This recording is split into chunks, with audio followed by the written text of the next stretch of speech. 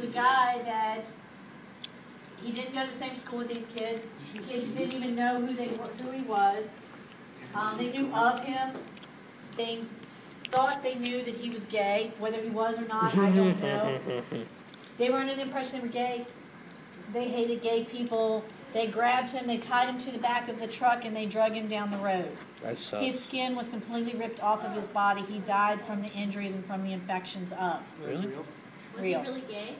I don't know. No.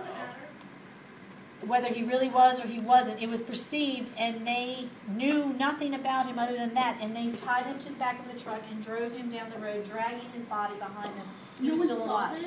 That was Just Tanner. because it was perceived that he might be different than them. That was Tanner. Okay? Tanner. In the 1950s and 60s, it was nothing for an African American male or female to just be shot, I killed her. burned, just because they happen to have dark skin. Okay? Hitler had nothing to do with the way we treated our African Racist. Americans here in the state. Ew. Still killed him. So those were crimes of hate. Crimes of passion, in some cases, are almost there. Hate and passion are the same thing. They're intense feelings, intense emotions. Crime of passion may be, for example, would be, guy comes home from work and finds his wife in bed with someone else having a relationship. You missed. He ends up killing both of them, shooting them, beating them, whatever it is. That would be classified as a crime of passion.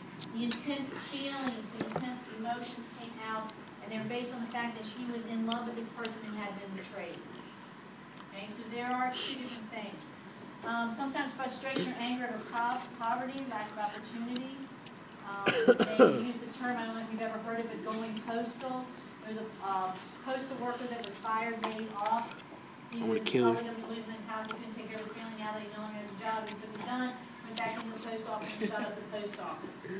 Okay? They used the term for the long time going postal because it meant that they were going to go crazy. They were going to shoot it up. Sometimes It's on camera. Sometimes there are just random acts of violence where there is no connection between the assailant and the victims. I got one camera. Sometimes it just normally happens. Something goes wrong, snaps inside this person's head, whatever. Okay, in 2007, when they had the shooting in Virginia Tech, there was no connection at all between the shooter and any of his victims here. None. What happened?